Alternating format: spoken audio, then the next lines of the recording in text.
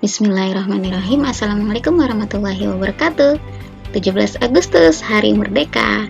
Semangat jangan putus belajar matematika. Ya, tetap kali ini kita belajar tentang pecahan. Kali ini kita akan melanjutkan pembahasan tentang desimal. Kalau beberapa hari yang lalu teman-teman sudah belajar cara mengubah desimal menjadi pecahan biasa atau pecahan campuran, kali ini sebaliknya teman-teman. Bagaimana sih cara mengubah pecahan biasa atau campuran menjadi desimal? Baik, sama-sama kita memulai pelajaran kita hari ini. Bismillahirrahmanirrahim. Rabbi zidni ilma warzuqni fahma, amin. Ya, bagaimana cara mengubah pecahan biasa atau campuran menjadi desimal?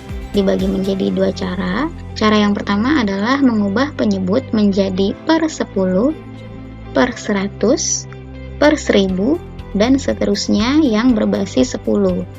Selanjutnya setelah 1000 berapa teman-teman? 10.000, 100.000, 1 juta, dan seterusnya. Lalu cara yang kedua adalah, nah ini dia, pembagian bersusun ke bawah atau porogapit yang kemarin telah kita pelajari. Kalau teman-teman ingat, ketika kita mengubah pecahan desimal menjadi pecahan biasa, yang menjadi fokus awal teman-teman adalah ada berapa angka di belakang koma. Ketika sebaliknya, mengubah pecahan biasa menjadi desimal, yang menjadi fokus awal teman-teman adalah penyebutnya. Ya, di sini Bu Nana akan berikan contoh. Ada pecahan biasa 1/5. Nah, yang menjadi fokus awal teman-teman adalah penyebutnya. 5. Mengapa kita harus pertama kali melihat penyebut? Karena inilah yang akan menentukan apakah kita akan menggunakan cara 1 atau cara 2. Jika penyebutnya bisa dijadikan per 10 dan seterusnya, maka kita menggunakan cara yang pertama. Kalau penyebutnya tidak bisa dijadikan penyebut-penyebut ini, maka mau tidak mau kita menggunakan cara yang kedua, yaitu pembagian bersusun ke bawah atau porogapit yang telah kita pelajari kemarin. Nah, kalau teman-teman perhatikan, 5 ini apakah dia bisa dijadikan penyebut 10 atau 100 atau 10? Kita coba yang paling kecil terlebih dahulu, yaitu penyebut 10. Apakah 10 ini bisa habis dibagi dengan 5? Nah, di sini fungsinya teman-teman, kalau teman-teman sudah terbiasa murojaah pembagian 5 dibagi 5 sama dengan 1. 10 dibagi 5 sama dengan 2. Nah, ini berarti 10 dibagi 5 sama dengan 2. Karena 5 dikali 2 sama dengan 10. Kalau penyebutnya dikali 2, maka pembilangnya juga dikali 2, teman-teman. Hasilnya adalah 1 dikali 2 sama dengan 2. Jika dijadikan penyebut per 10 sudah berhasil, sudah bisa, maka cukup ini saja yang kita gunakan, teman-teman. Jadi pecahan senilai yang didapat adalah 2/10. Nah, kalau teman-teman ingat kemarin ketika mengubah desimal menjadi pecahan biasa, teman-teman harus memperhatikan ada berapa angka di belakang koma. Ketika ada satu angka di belakang koma, maka dia dijadikan per yang nolnya 1, berarti per 10.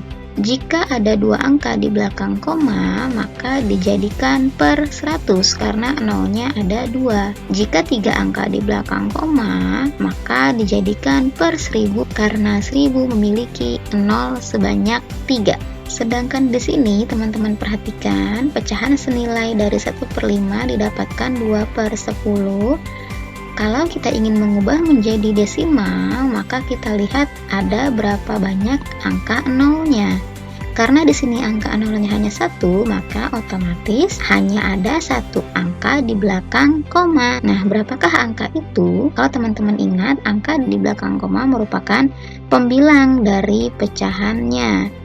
Berarti di sini cukup kita tulis 2. Lalu berapa angka bilangan bulatnya? Karena dia tidak memiliki bilangan bulat, maka dituliskan 0. Berarti 2/10 sama dengan 0,2. Jadi di sini merupakan angka pembilang, sedangkan yang ini menunjukkan bilangan bulat. Lanjut, contoh yang kedua adalah 2/7.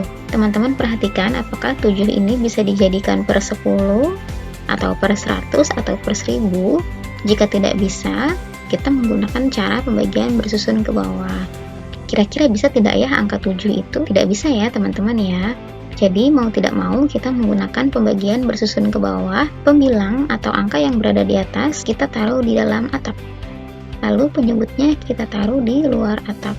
7 dikali berapa yang hasilnya sama dengan 2 atau setidaknya kurang dari 2, tidak boleh melebihi dari 2. Berarti dikali berapa? Oh, dikali 0. 0 dikali 7 sama dengan 0. Lalu dikurangi. 2 dikurang 0 sama dengan 2. Nah, untuk dapat menambahkan angka 0 lagi di belakang 2, maka hasil di atas sini kita tambahkan tanda koma. Setelah ditambahkan tanda koma, baru kita mulai membagi. 20 dibagi 7 sama dengan berapa ya? 7 dikali berapa yang hasilnya mendekati 20. Nah, perkalian lagi yang perlu dihafal teman-teman. 7 dikali 1 sama dengan 7, 7 dikali 2 sama dengan 14, 7 dikali 3 sama dengan 21. Nah, 7 dikali 3 sudah 21, berarti sudah melebihi dari 20 ya. Berarti 7 dikali 3 tidak dapat digunakan. Maka yang dapat digunakan adalah 7 dikali 2 sama dengan 14. Berarti di sini 20 dibagi 7 sama dengan 2. 2 dikali 7 sama dengan 14. Lalu kita kurangi teman-teman. 6. Lalu tambahkan lagi 0 di belakangnya. 60 dibagi 7. Berapakah yang mendekati? 8 dikali 7 sama dengan 56.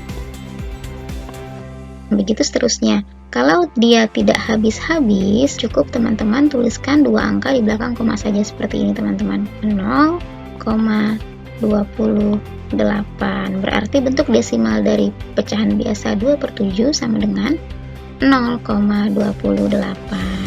Untuk tugas teman-teman di rumah adalah mencatat materi penting dan mengerjakan buku paket halaman 8 tetap pada tabel yang sama. Beberapa pertemuan yang telah lalu, teman-teman telah ditugaskan juga mengerjakan tabel ini, namun hanya sampai kolom pecahan campuran saja, pecahan desimalnya belum. Nah, kali ini teman-teman silahkan mengerjakan kolom bagian desimalnya nomor 1 sampai 3 saja. Terima kasih banyak semuanya, semoga Allah mudahkan. Assalamualaikum warahmatullahi wabarakatuh.